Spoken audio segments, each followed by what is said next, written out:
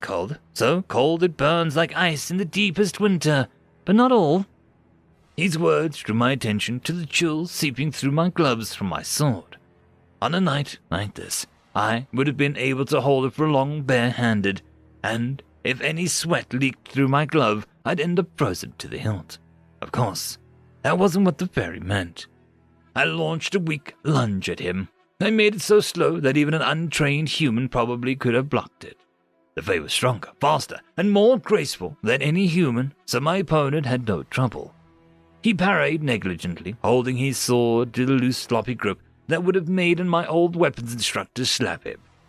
After deflecting my attack, he returned his sword to a guard position that could only be called such with considerable charity. Still, none of that meant that he was bad with a blade. It meant he assumed that I wasn't any sort of threat. I took a step back, disengaging, and asked, "Cold forged iron, then?"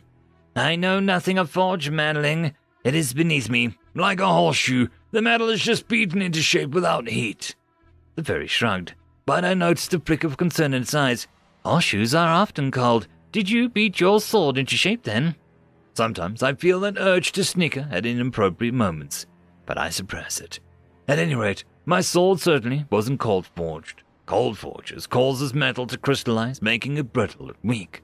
My sword is spring steel, wickedly tough and flexible, though it could hold an edge better. Instead of answering, I launched another attack.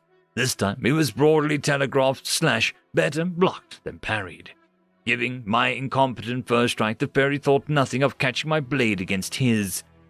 The cold forge does one other thing, or at least it did in the old days of manually pounding bar stock into horseshoes with a mallet.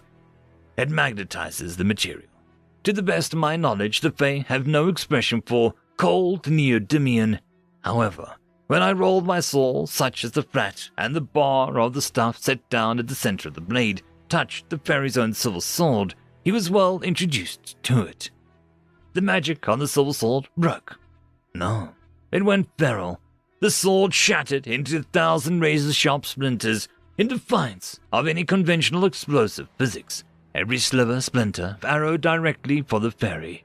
It staggered back and swore harsh, sibilant words in an unfamiliar language as it was pierced.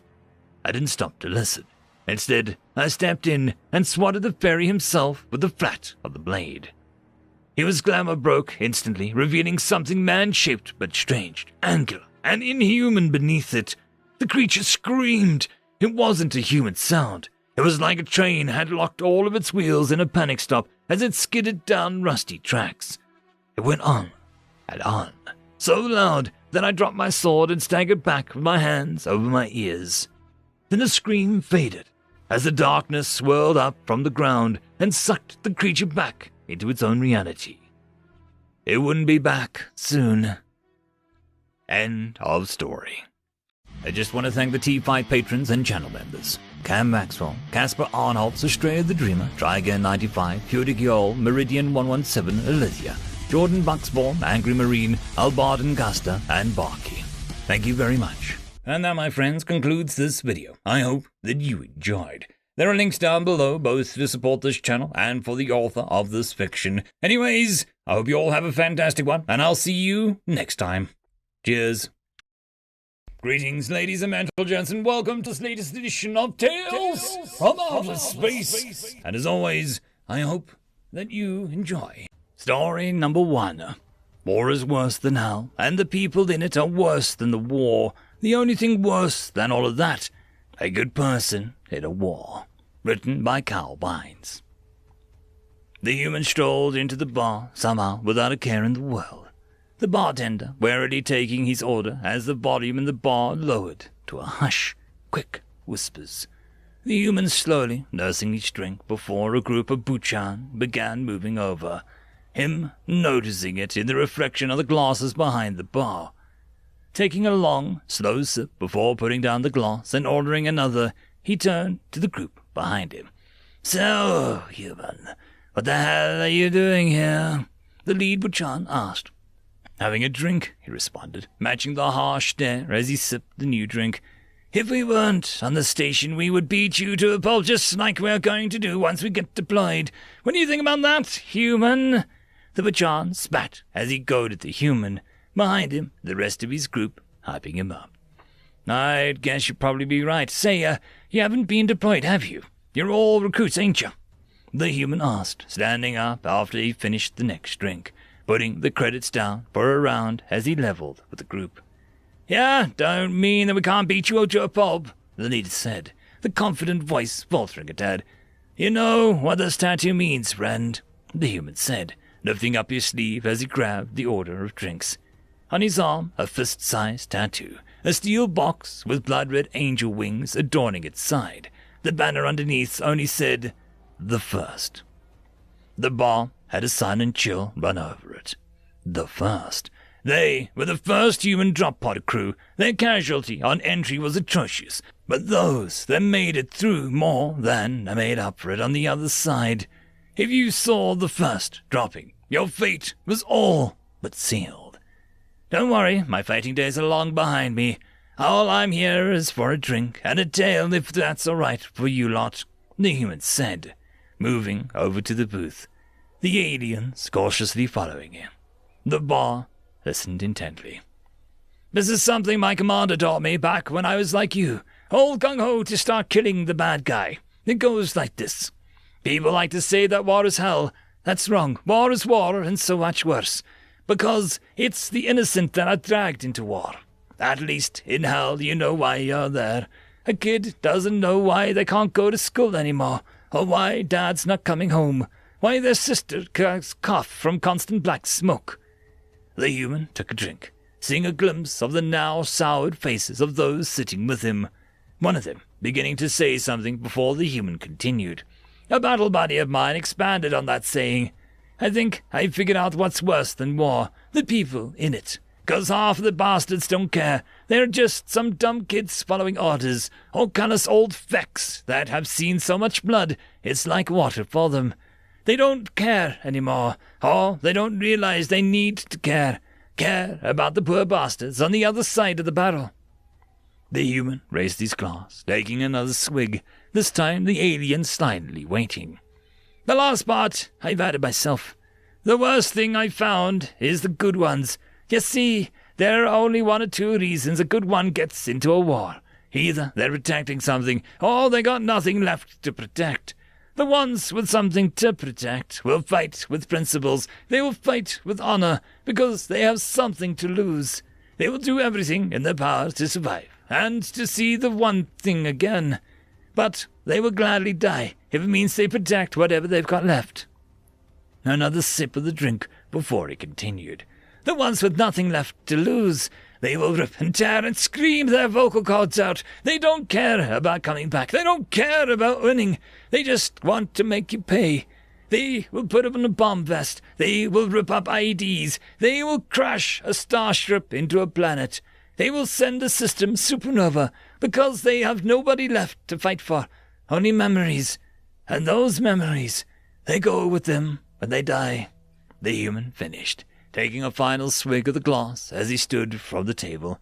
"What your people have done, boys, that attack on the Zeknov system, you don't have any regular people left. The only thing you've got left are the good ones who are gonna be fighting. If I were you, I'd find some way to dodge that deployment. If not, well, I hope that the devil finds you before the good ones do," he said, giving a nod and tossing a cred chip with enough for another round of drinks. "Hey, human, can I ask you something before you leave?" One of the Butchan spoke up. "Shoot," the human said, turning around at the doorway. "Which one are you?" the Butchan asked. "Ah, me, I'm one of the tired ones," he said, with a deep, sorrowful chuckle before he left the bar. End of story. Story number 2. Only Death, written by Dan and Angel. There is no hope of victory, huh? Only death. Why do they keep fighting? General Tolvik tried to fathom the human psyche as he glared at the ruined amphitheater, miles under the surface which was covered in the blood and gore. The fighting on Jackson's moon shouldn't have lasted this long. It shouldn't have happened at all. Once the space was cleared of any opposing fleet, the planets were supposed to surrender. It was the only safe option, as orbital bombardments would safely and easily kill anyone on or near the surface.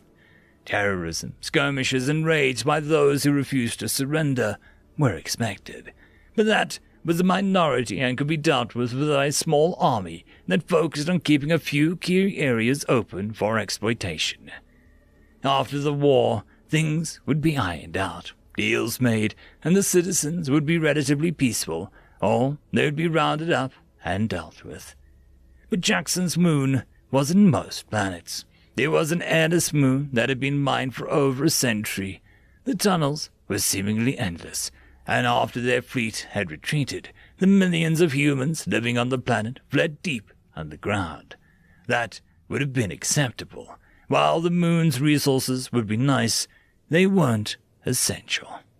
What wasn't acceptable was how the humans had repeatedly shot several tons of iron ore at near light speed towards the shipyards in a nearby asteroid belt. The improvised weapon had destroyed a corvette and badly damaged a battleship that had been under repairs. After orbital bombardment resulted in only superficial damage to the moon, General Tolvik and his men were called in. For half a revolution around the sun, they had been fighting and dying in cramped tunnels of the moon.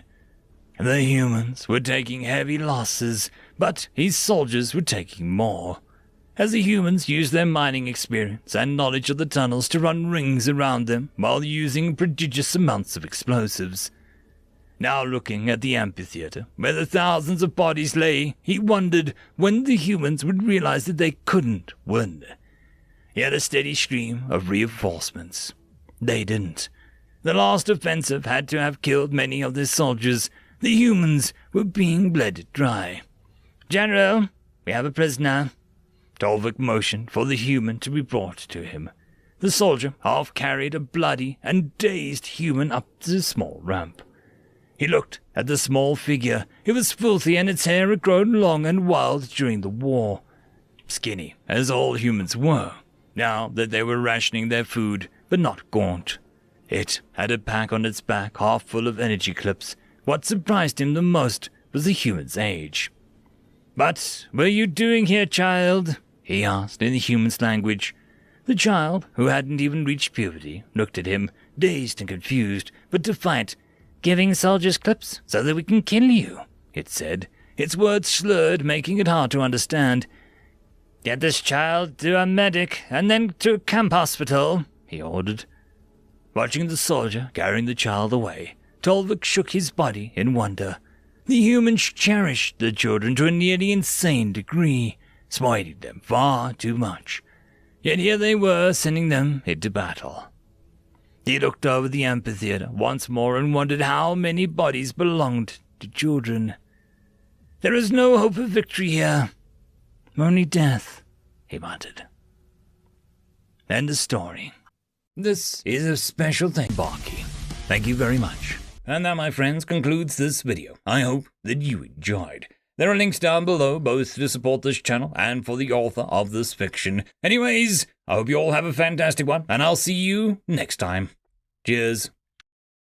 Greetings, ladies and gentlemen, and welcome to this latest edition of Tales from Outer Space. And as always, I hope that you enjoy. Story number 1. Regarding Terran's behavior of late. Written by Fork Off. It has come to my attention that many of the more recent recruits have noticed their Terran counterparts behaving stranger than usual. I can assure you there is no need for alarm. Terra is entering its solstice, and as such the Terrans are participating in their solstice traditions.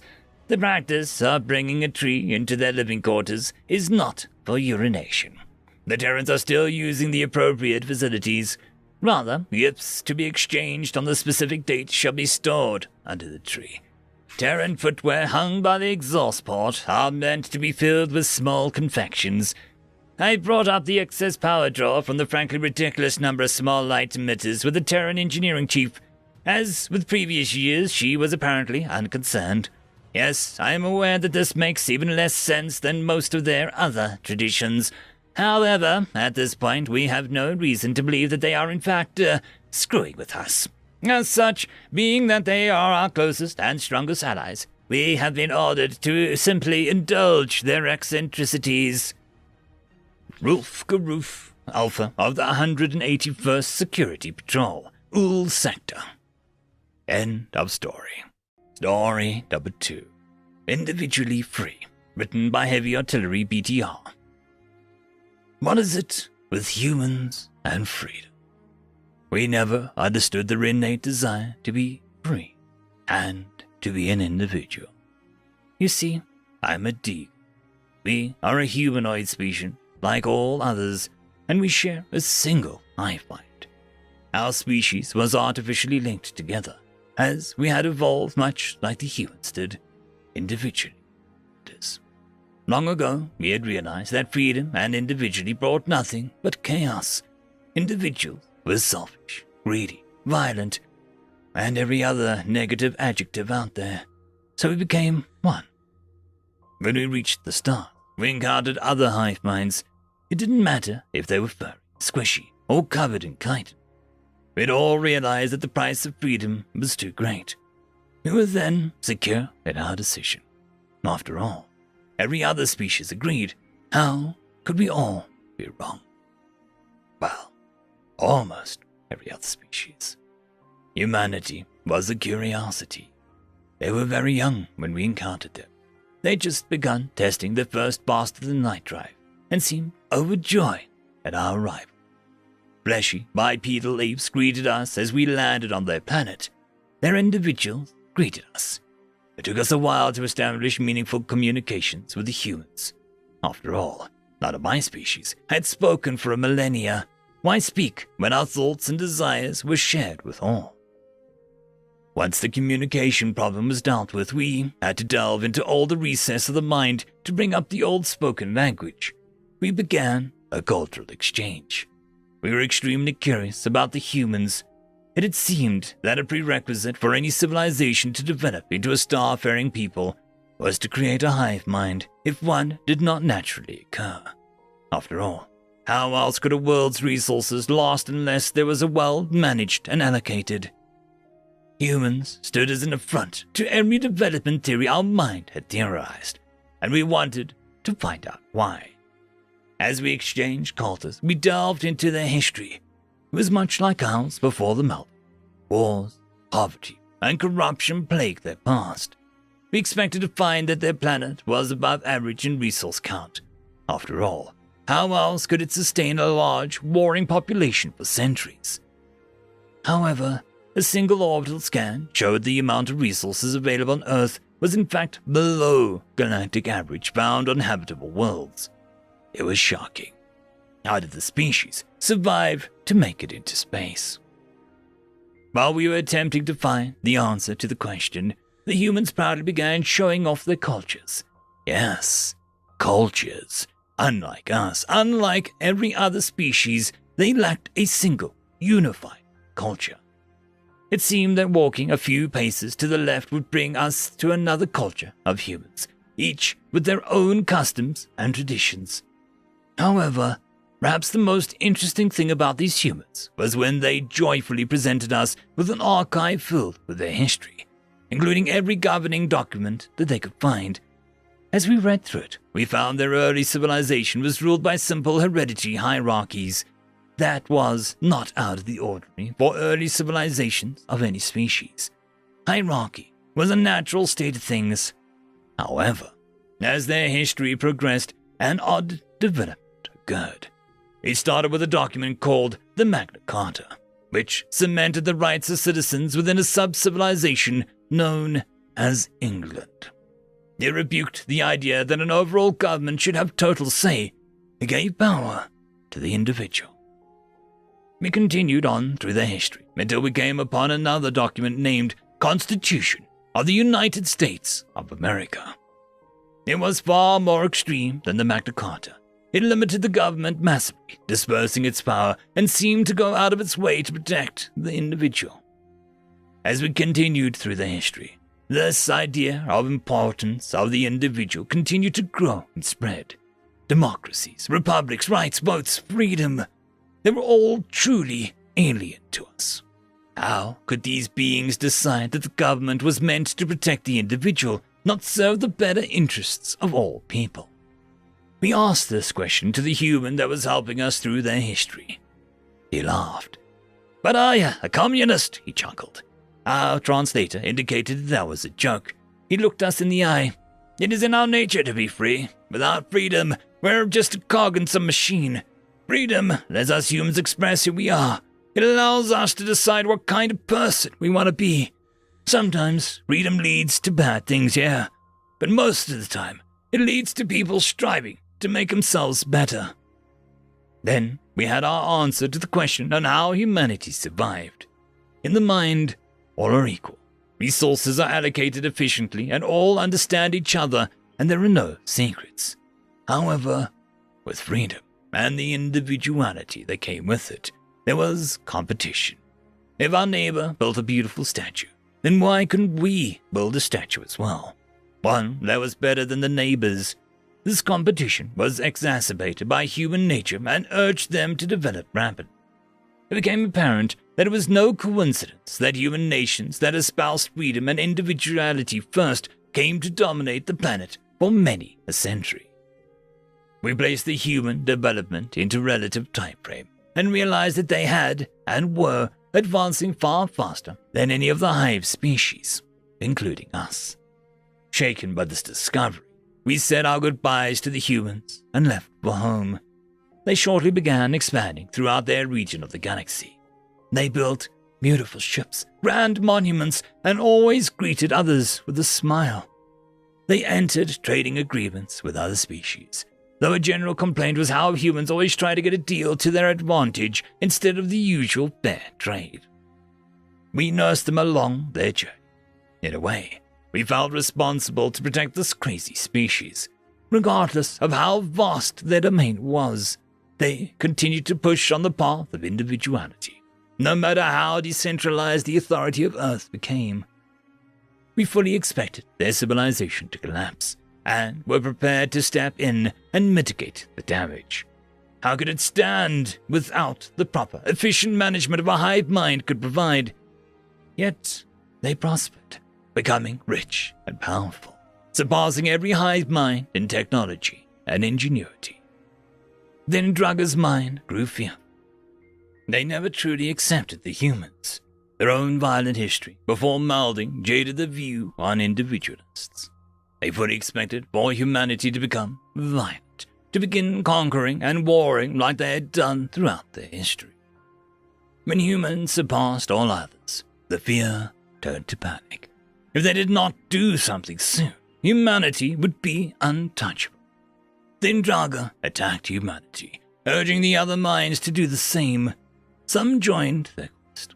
Others, like us, stayed out of it, though we supported the humans in secret with supplies and munitions. What unfolded next haunts the memories of the aggressor minds today. The humans, which had been so friendly and genial to us all, changed, almost in a single Earth rotation, into a cruel and deadly war machine. Their beautiful ships were replaced by black war cruisers, the grand monuments used to rally entire populations to the war effort. It was terrifying to see the creatures that had once laughed and joyfully celebrated our mere existence become monsters in dark metal armor, wielding weapons of war with an efficiently only matched by their cruelty. When the Indraga and their allies meet the humans in battle, they were decimated. True, their minds allowed for more efficient formations and strategies, but they lacked the unpredictability of the humans. To the humans, the minds were predictable. They could anticipate stratagems before they were fully formed in the mind, allowing them to easily adapt their military forces to the situation. Tactics varied between human commanders and leaders, making most effective strategies against them work only once. The minds only won one major battle in the war. Through overwhelming numbers, the only real strategy that the humans could not effectively adapt to. The human defenders of Greth were crushed, but even then, the victory was Pyrrhic. The victory was Pyrrhic, in which 3 million bodies were sacrificed to kill 10,000.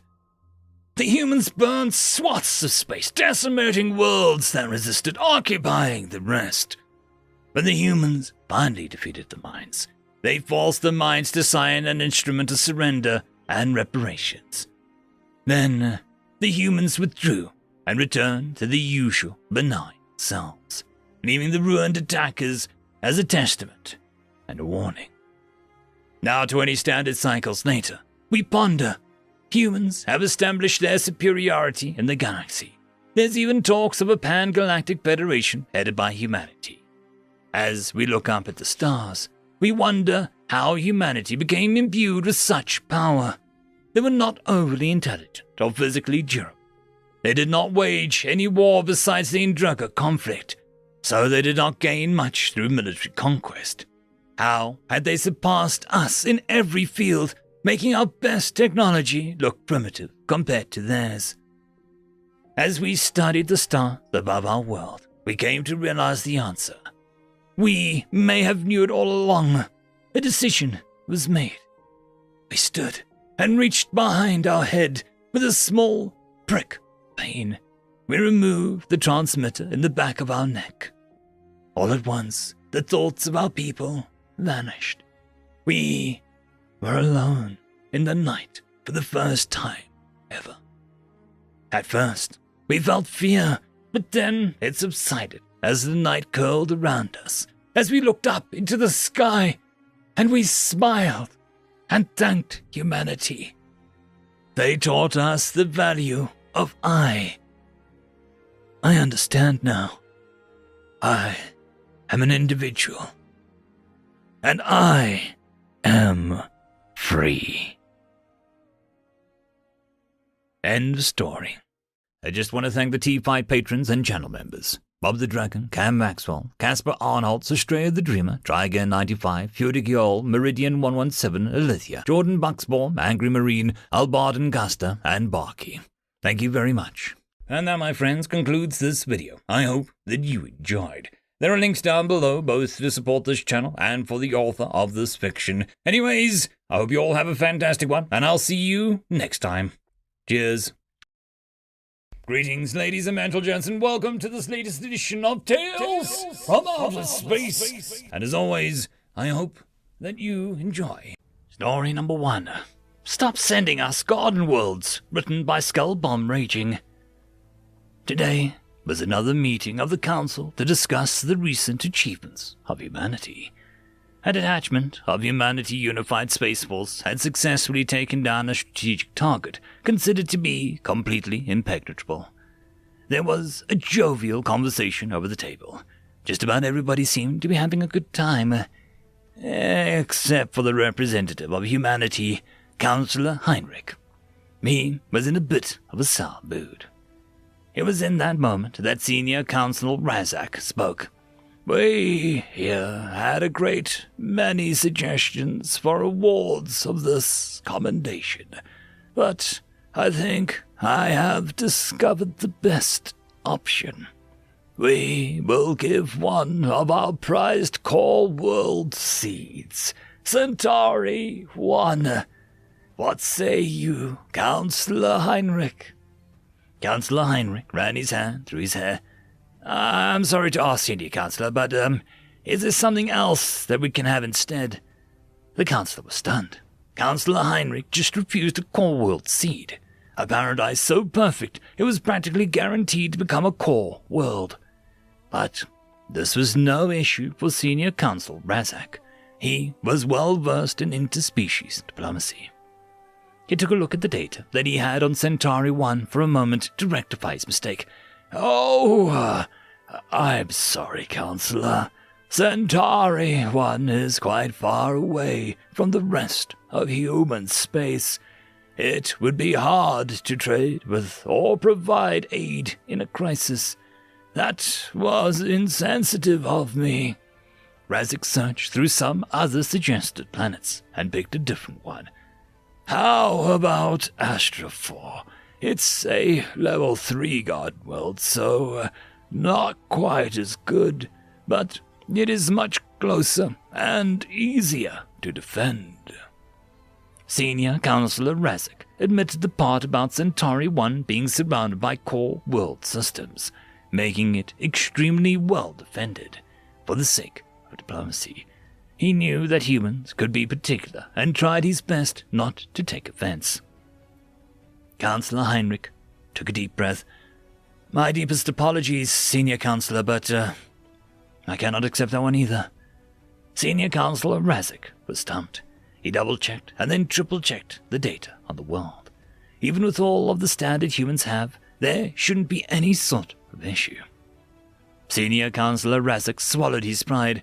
Forgive me for asking, Counselor Heinrich, but what is wrong with it? Counselor Heinrich chose his words carefully. It's not suitable for, human interests. Senior Counselor Razak suddenly realized something. It was likely a cultural issue. Species are known to make strange decisions when some archaic aspect of their culture becomes involved, humans included. Senior Counselor Razak held up his hand. Say no more, Counselor Heinrich. I believe I understand. Sometimes things just get lost in translation. Here. Senior Counselor opened up the holoscreen next to the human representative.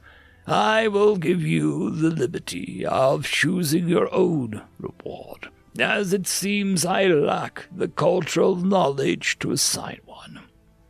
This was a little humiliating for the Senior Counselor, as he prided himself at being extremely adept at being able to bridge such concerns.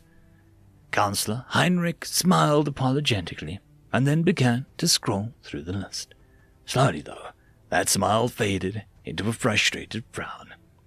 Eventually, the human reached the end of the list. Damn it! Damn it! Damn it! With the third iteration, the human pounded his fist against the table as hard as he could. This strike sent a crack all the way down the poor, innocent furniture and startled all of the other counselors to their feet. After a moment, Counselor Heinrich also stood, but his was slower and more methodical. He then bent into a bow. I apologize, I'll pay for the table. Senior Counselor Razak nodded, steadied his hands, replaced his chair, and then sat in it. One by one, the other counselors followed suit, until everyone was seated again. The Senior Counselor was the first to speak, and asked the question on everyone's mind. I am sorry, Counselor, but I don't understand. What did we do to upset you? Counselor Heinrich sighed. It's not even your fault. It's not like you knew any better.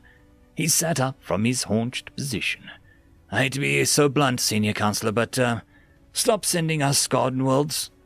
The Senior Counselor was speechless for a good few moments before he could regain his composure. Stop sending you the best worlds we have to offer? What about those other garden worlds that we gave you for previous commendations? Counselor Heinrich rubbed his temples. I was trying to be polite and subtly steer you towards solar systems with a planet that we could use. You can't use them, Senior Counselor asked, dumbstruck. Counselor Heinrich stood and created a large holoscreen with his PDA, as he happened to be a conscientious objector to implant technology. The screen depicted a slideshow of property damage and harmed animals. All of these images were taken from the garden worlds that we've colonized at your behest. That is horrible! What happened? The truth of the matter is that humans can't stand garden worlds. The sheer peace of it causes us to become paranoid and eventually go insane. When absolutely nothing changes, humans eventually start to make up their own enemies, no matter how illogical. The human pressed a few buttons and created a holoscreen for each counselor. Please give this report a quick look through. The room was quiet for a good 30 seconds before the Senior Counselor had read through the highlighted part. I am sorry, Counselor. The perpetrator suspected that his air conditioning unit was espionage. What does that even mean? I'd like to know that myself, Senior Counselor. This sort of thing happens, and every single time we send a group of humans to stay on a garden world for a term longer than 3 months. Sometimes sooner. Senior Counselor Razak sat back in his chair and took his turn to sigh. What do you suggest, then, Counselor? Give us death worlds instead. Excuse me, what? Counselor Heinrich sat into his chair again. I'm dead serious. Our instincts are hardwired for it, and if they're not tripped every once in a while, our instincts slowly start to think they're defective and lower the threshold until everything trips them off. Our constituent species will consider that an utter disgrace. There'll be an outcry that we're giving only the worst worlds to the humans despite their contributions. May I offer a suggestion, then? A number of hours after the council meeting, there was a press conference to release to the public what decision the council had made. It is with great honor that on behalf of the Grand Alliance Council that I bestow 15 Explorer-class frigates and free reign to claim any and all planets in the 7th Arm Outer Reaches to humanity. May they continue to be exemplary in this new age of exploration. Visop muted the screen so that he could talk over it. You hear that, Frank? They're putting all the onus on finding new planets on humanity. What selfless... A gasp broke, and the human bartender looked up at the screen. 15? That many? Frank walked out from behind the bar and towards the door. Wait, what about my drink? Visop called behind him. I quit. The only reason I work here is because I barely flunked out Space Patrol exams. He saluted jokingly. See you in the stars, Visop. End of story. Story number 2. Standardized templates written by Whiskey Lullaby. Commander Joseph Zhao stared at the view screen with a slight grin. Ship readiness and conversion percentages rapidly increasing as the Terran Union prepped for war. Lugo, an attaché from the Galactic Council, waddled his duck-like form over to Zhao. Skies and lakes, how can your military grow so rapidly? He exclaimed. The translator, catching up to the burbling musical language of Lugo's species, only after a few moments. Zhao just grinned wider. Watch and see, he said, tapping a few buttons. Instantly, the view screen shifted from the numerical data to cameras on the outside of the station. Hundreds, if not thousands, of human vessels of every size crowded at the docks. Crews of men and machines raced about, removing whole sections of crafts with a disturbing ease, before replacing friendly, sleek Siberian components with bulky, armored, sinister military ones. Cargo ships turned into heavily armed carriers in mere minutes. Starliners went from luxurious cruise ships to cruisers and even dreadnoughts. Tiny racing craft were fitted with larger reactors and weapons galore, becoming interceptors, bombers, and gunships. What? Lugo sputtered, feathers ruffling and his 4 eyes widened. You mean to say... He trailed off as Zhao fixed him with an almost predatory stare. Yes, every human ship follows standardized modular templates. Don't need much of a fleet in peacetime, so it keeps costs down. But in war, well, there's a lot of ships out there, a lot of humans just a bit tired of taking flak from some arrogant alien. A lot of people who still remember the First Contact War and how much we lost. Now, you and your council have a choice to make. Join forces with us or, stand against us. End of story. I just want to thank the T5 patrons and channel members. Bob the Dragon, Cam Maxwell, Casper Arnholtz, Estrella the Dreamer, Try Again 95, Fury Giol, Meridian 117, Alithia, Jordan Bucksbaum, Angry Marine, Albarden Gusta, and Barkey. Thank you very much. And that, my friends, concludes this video. I hope that you enjoyed. There are links down below, both to support this channel and for the author of this fiction. Anyways, I hope you all have a fantastic one, and I'll see you next time. Cheers. Greetings, ladies and gents, and welcome to this latest edition of Tales from Outer Space. And as always, I hope that you enjoy. Story number 1. Sniper, written by Radius 55. The sniper lay on a small rise overlooking the town. He could see the landing strip, still smoking from the craft so recently touched down. He saw the crowd of onlookers, fearful of the enemy that had dealt so harshly with the smallest hint of resistance. And he saw his target, surrounded by its escorts and their interlocking shields at just a hair over 900 meters. With the representative of the group that had killed so many of his friends and family magnified in his scope, the human should have felt rage. By any standards, it was insane not to. The sniper felt nothing. Just note the group was nearing their initiation point and adjusting the aim of his modified Anzio 20mm rifle. It was hard to believe first contact had only been 3 months ago. This group had arrived on Earth in a pair of ships and proceeded to fire without warning. Military facilities, rocket launch facilities, and every national capital from DC to Harare, Zimbabwe were hammered with a combination of kinetic penetrators and antimatter bombs. With every nation's political leadership destroyed and military decimated, Earth had no choice but to surrender. As a part of the terms agreed to by the new governing council, heavy metal extraction was prioritized, and several industries were updated by the invaders to produce technology useful to the invaders. Resistance was common in the first weeks. The Arabs in the Middle East were the first to receive the reward for their actions when the members of ISIS attacked the rare earth extraction operations in Afghanistan. They found, unlike the Westerners that they were so used to fighting, these aliens had no qualms about destroying entire towns to kill individual combatants.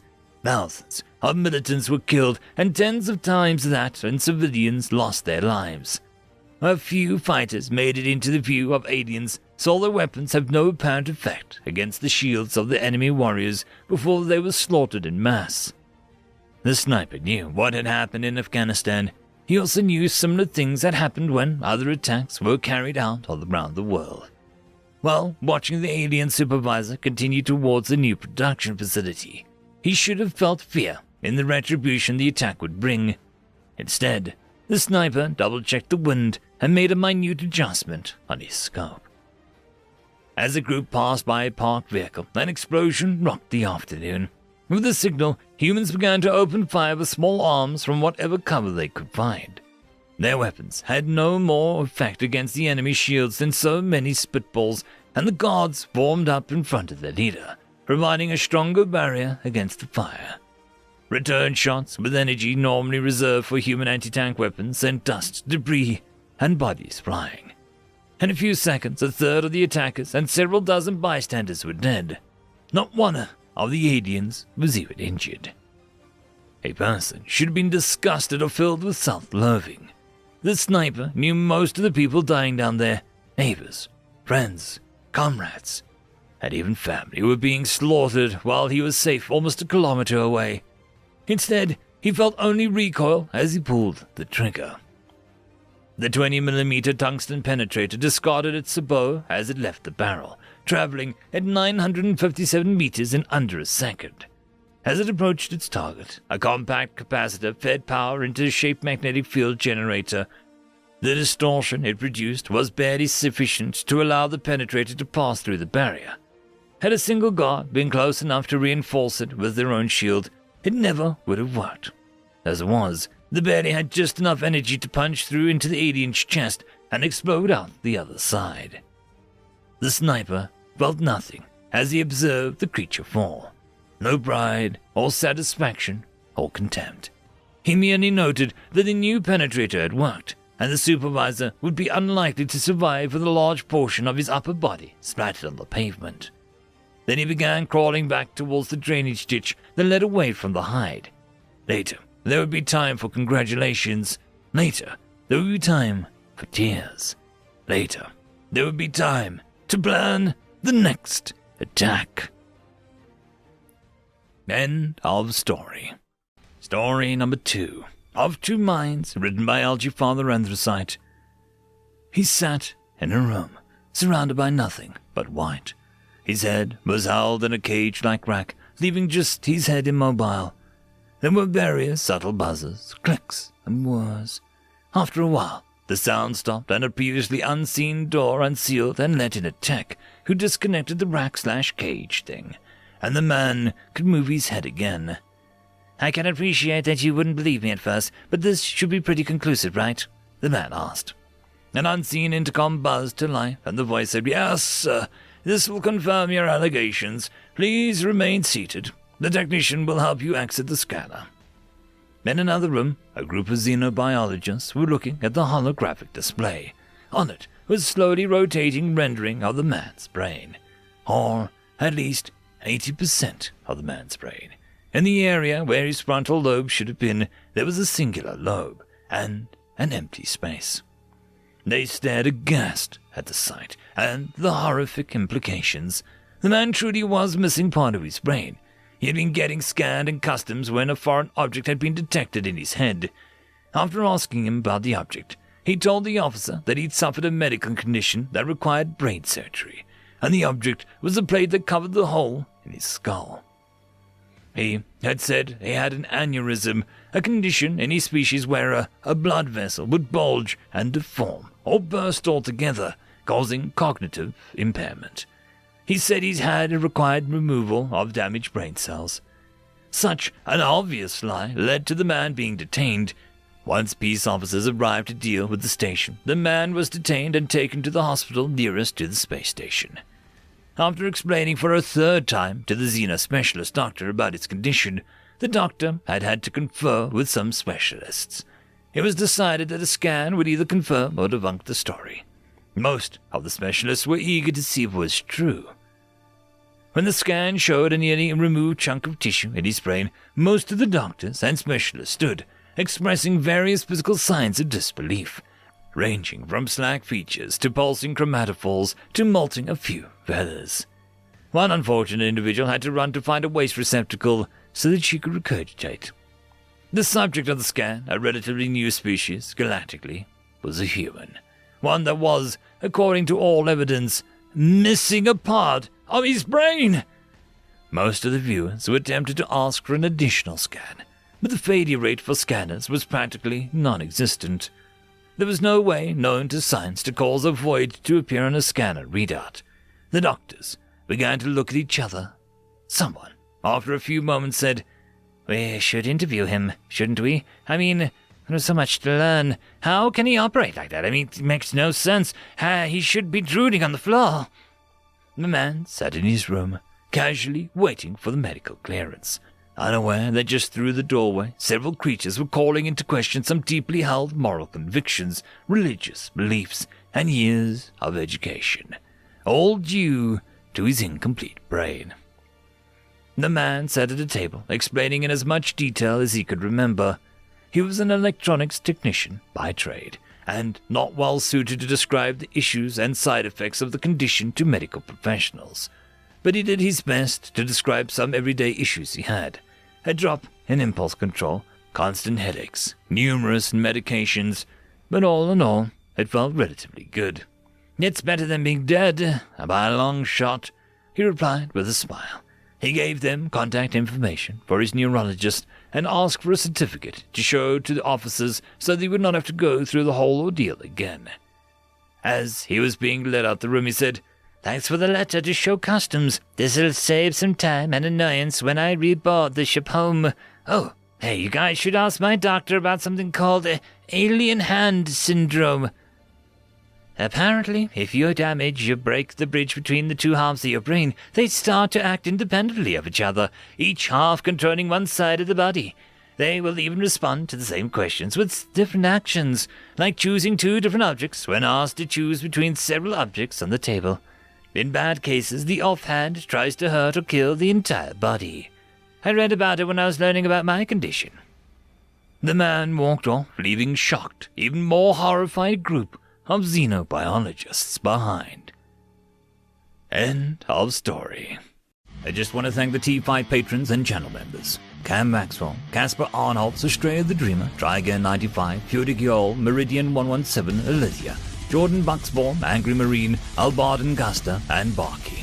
Thank you very much. And that, my friends, concludes this video. I hope that you enjoyed. There are links down below, both to support this channel and for the author of this fiction. Anyways, I hope you all have a fantastic one, and I'll see you next time. Cheers. Greetings, ladies and gents, and welcome to this latest edition of Tales from Outer Space. And as always, I hope that you enjoy. Story number 1. Preemptive Defense, written by Sparrowhawk. Fingers of neon blue crossed above the trench, bright and terrible, their demonic touch, intolerant of obstruction as they carved through the landscape. Iom was bleeding. One of the accelerated beams had grazed him. Not even that, a graze or graze. Beam, shadow, afterglow.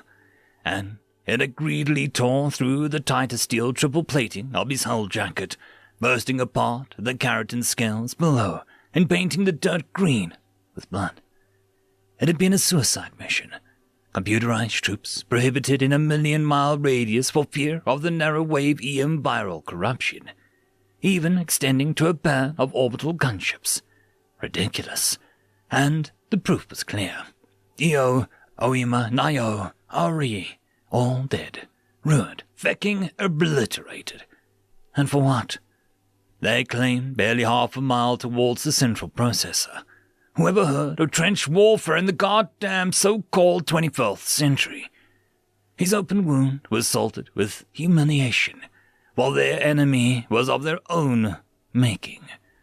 The experimental viral program designed to override enemy computer systems, repurpose them for their own use, and wreak havoc.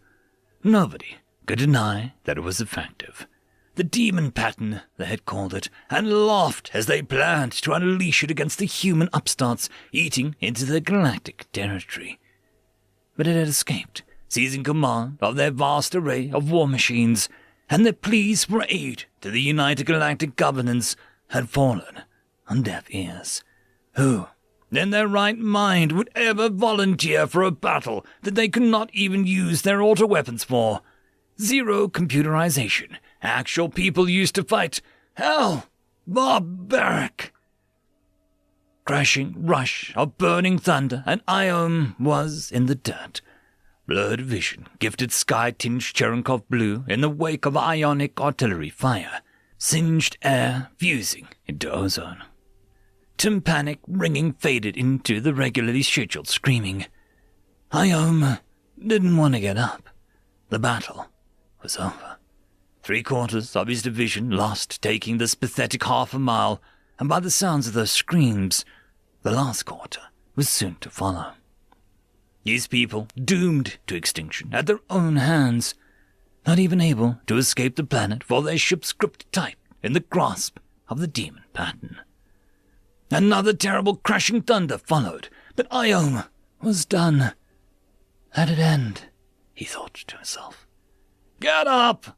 Her voice was monotone. Speaker crackled translation. Iom looked up. The figure towered over him, blocking out the sky. Suited up in rain-grey hull jacket, accented blue, visor of starless night, gun over the shoulder, 2 arms, 2 legs, hand outstretched. The figure stood in front of a sleek orbital drop pod, the foremost of many others, and Iom realized what the second crash had been. He reached for the hand. But were our casualties destroying the processor? 0, ma'am. Beautiful. Counselor and Admiral stood alone in the room, sparkling champagne held in crystal glass, celebration of a successful operation. With all due respect, ma'am, I'm still not sure how good of an idea it was to aid them. You know they wish to use that thing against us. How cold. You would feel no guilt for orchestrating the pattern's escape from their system. It was preemptive defense, ma'am. But they are far more useful in our debt than dead. They love us now. It's almost funny. Besides, there was never any risk to our soldiers. We had already hacked the pattern. All we had to do was trigger the reprogram and render it incapable of firing at human troops. Of course, ma'am. I just think that we let them off a little easy. Truly, you are a cold man. They've learned their lesson, the counsellor smiled. Mercy is to be given to the weak, so that they can respect the strong. End of story. Story number 2. Hate, Pikes, and Discipline, written by John Falkirk. We are going to lose this war. You laugh. How could the round-eared apes ever threaten us, you ask? At the end of the First Age, did we, led by our father King Atherindal, not bar them from Peninsula? Did we not sit atop the White Wall as thousands of them turned elsewhere to flee the Jotuns? How could short-lived barbarians in the iron-ringed binders ever compare to we, a mortal few? We, who wear armor and wield gilded weapons forged of star bronze. You were not there at Eagle's Ford. You did not see them in rank upon rank, firm in their discipline, absolute in their hate. Hate has made them strong. Not hatred of the Jotuns, which burned the old kingdom and gave their lands 1,000 years of suffering and war. Hatred of us. Hatred of we, the elves, who, in their hour of need, turned them away. Hatred so great that when they raised this, the largest army that we have seen from them in an age, they marched it not to aid of the dwarves, their staunch ally against the Jotun, not on a path of conquest to secure their borders and rebuild their old kingdom.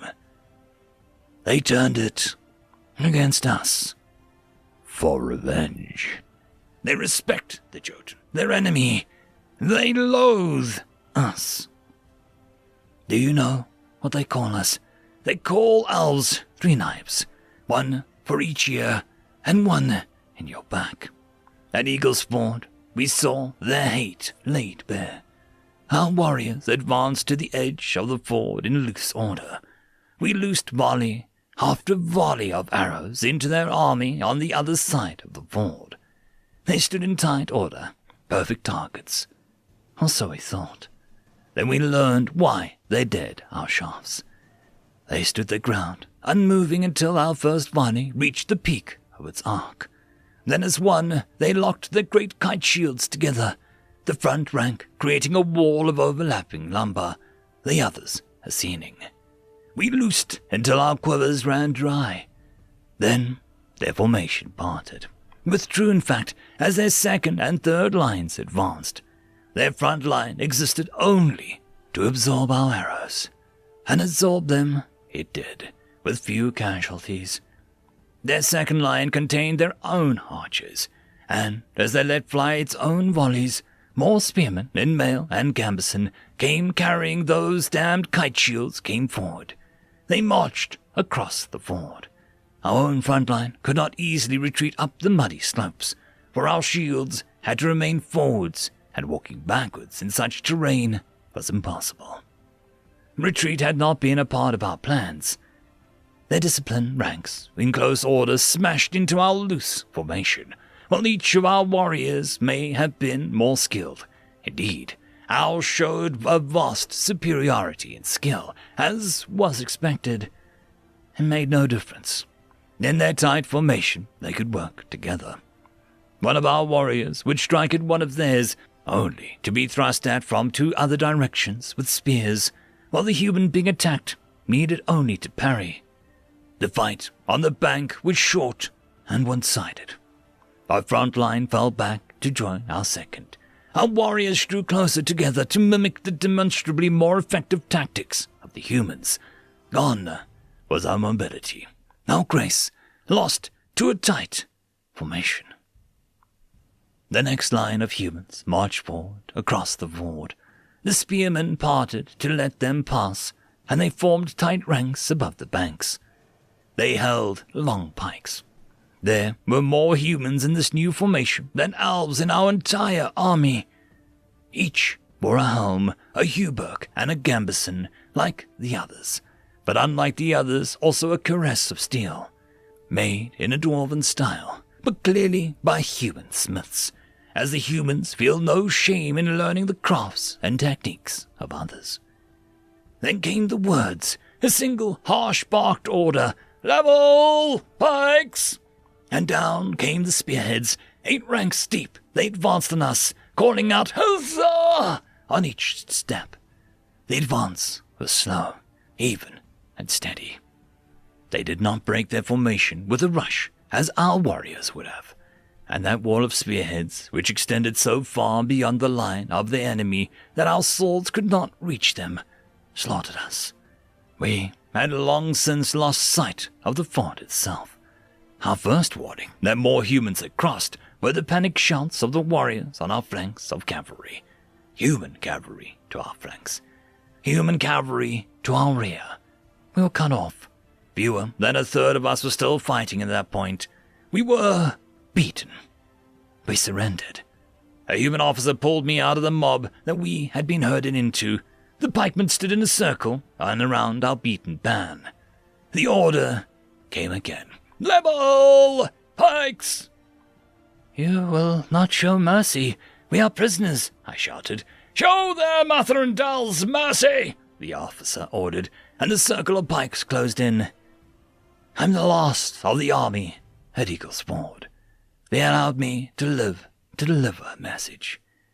"We are coming for you, O gilded king. You once laughed at our short spans. When your endless lives are cut short, you shall be forgotten. You once laughed that we were good at forgetting our history. Your halls shall burn, your kin will die. Soon no one shall remember you." End of story.